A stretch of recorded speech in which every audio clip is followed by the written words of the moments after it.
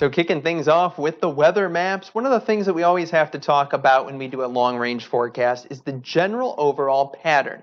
Now, this isn't meant to be what's exactly going to happen all winter long. Things will change from time to time, but this is the overall setup that we expect across the nation. Here's your jet stream right here. It's going to be dipping down across likely the middle of the country and then up into the mid-Atlantic and northeast. Lots of cool air across portions of the Midwest, back into the east. Warm air, though, on the west coast with this warm high pressure area, potentially well above average temperatures in spots there. So where you have the ridging across the west, you normally have troughing somewhere across portions of the east.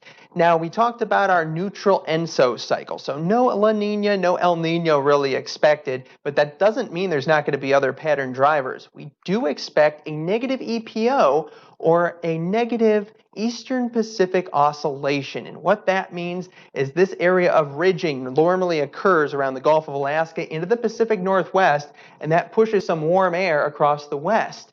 That pushes an area of troughing and cold air. Midwest, portions of the Great Lakes, well into the northeast, you can have multiple bouts of Arctic high pressure push on down with this jet stream.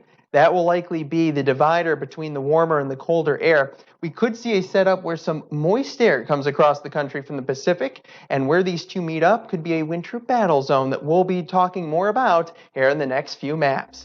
So we showed you a lot of the regional maps and what we expect overall, but this really puts things into perspective. Where's the cold going to be? No big surprise. Where you have that dip in the jet stream, widespread cold area, Chicagoland, Grand Rapids, Buffalo, up into portions of Albany and New England.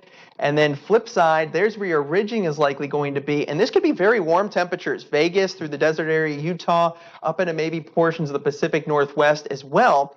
Now, if you're really worried about a consecutive bad ski season, don't be too concerned because there's going to be a decent amount of precipitation across portions of the Rocky Mountains here and spreading down in towards Southern California as well. So in those higher elevations, it will be cold enough still to get a fair decent amount of snow. Different story across the Cascades. There you go, Seattle area, probably a lot less rain and snow, especially compared to what we saw last year. And that's also going to be a little drier across the southern plains where we have some of those cold blasts that might get down at times. It's probably not going to produce too much in the way of storminess. Different story out east. That looks to be the main wintry area, and that's also where we're expecting the cold.